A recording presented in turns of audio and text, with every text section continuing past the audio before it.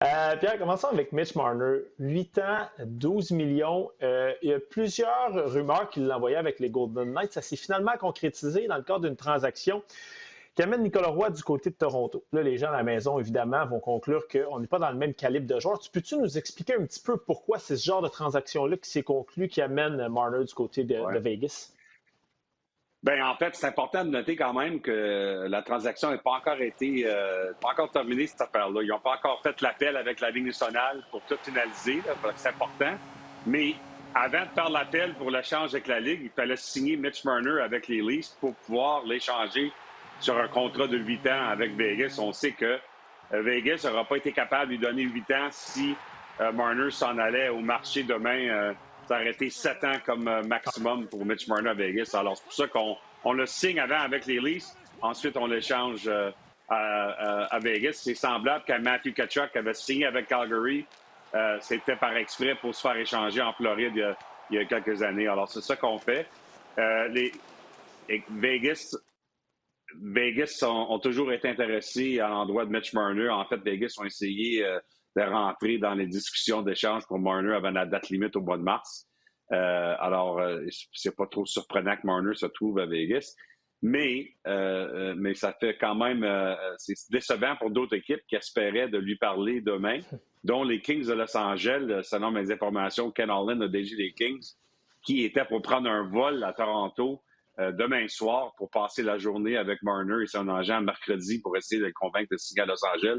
Il n'y a pas besoin d'aller sur l'avion parce que Mitch Marner va être avec Vegas. Pierre, on va passer du côté des Panthers. Je pense que c'est payé à gagner la Coupe Stanley 2 fois de suite. Puis j'ai aimé la façon dont tu l'as tweeté. Bill Zito qui a complété son tour du chapeau après Marchand il y a quelques jours.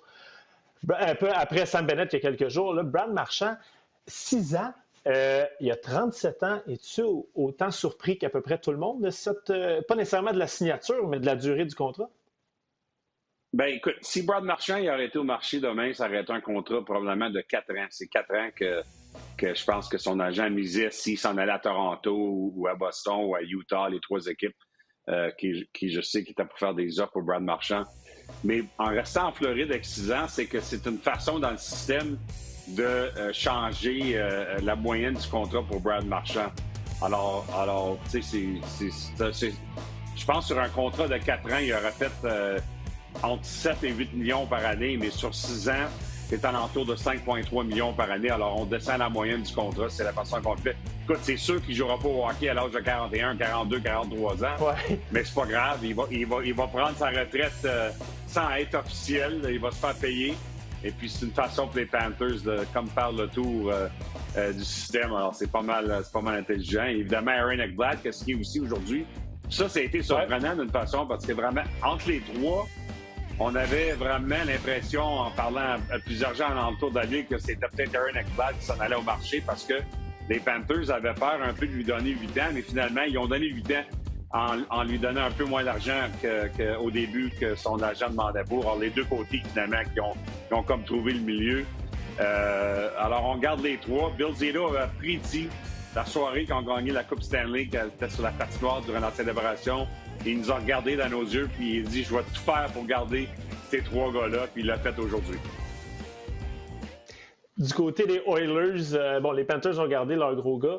Les Oilers aussi, c'est pas tant une surprise, mais Edmonton avec Evan Bouchard, deux présences en finale de la Coupe Stanley, puis un gars capable de performer aussi en série. 81 points en 75 matchs pour un défenseur. Pas beaucoup de gars qui peuvent dire ça. T'es pas surpris non plus qu'il reste du côté d'Edmonton?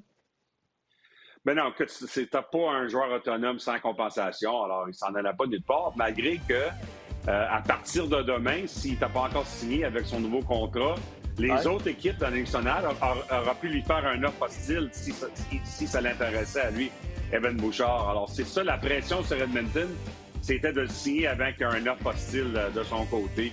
Alors c'est ça qu'on espérait de le signer avant le 1er juillet. Et puis écoute, ce qui est intéressant aussi, c'est qu'au lieu de faire comme plusieurs vedettes par 8 ans, le maximum, il a décidé de seulement faire 4 ans avec les Oilers. Alors, il va pouvoir rentrer au marché encore une fois dans 4 ans. S'il connaît 4 autres grandes saisons comme il vient de connaître, son chiffre va changer encore une fois. Ça va être plus que 10,5 millions dans 4 ans, ça c'est sûr, parce que le plafond salarial va continuer de monter.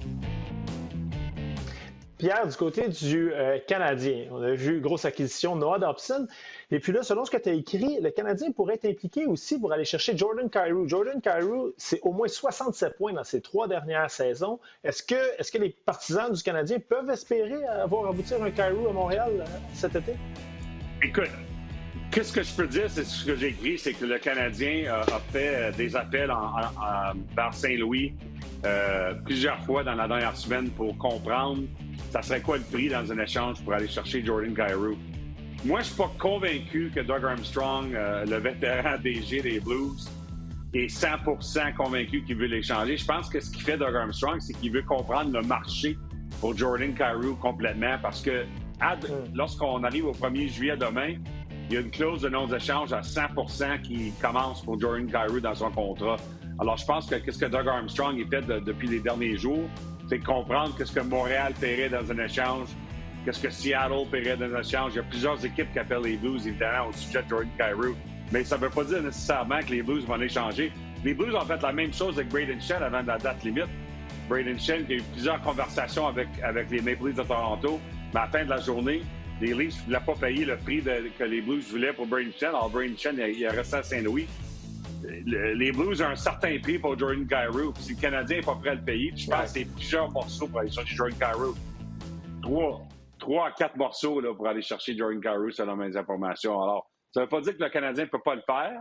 On sait tout simplement que le Canadien s'intéresse à lui, mais je pense que le prix peut-être est trop haut. Alors, on verra bien. Écoute, ils ont jusqu'à demain pour la clause de non-échange de Jordan Kyrou de rentrer là-dedans. Fait qu'il y a un peu de pression dans la situation sur tout le monde.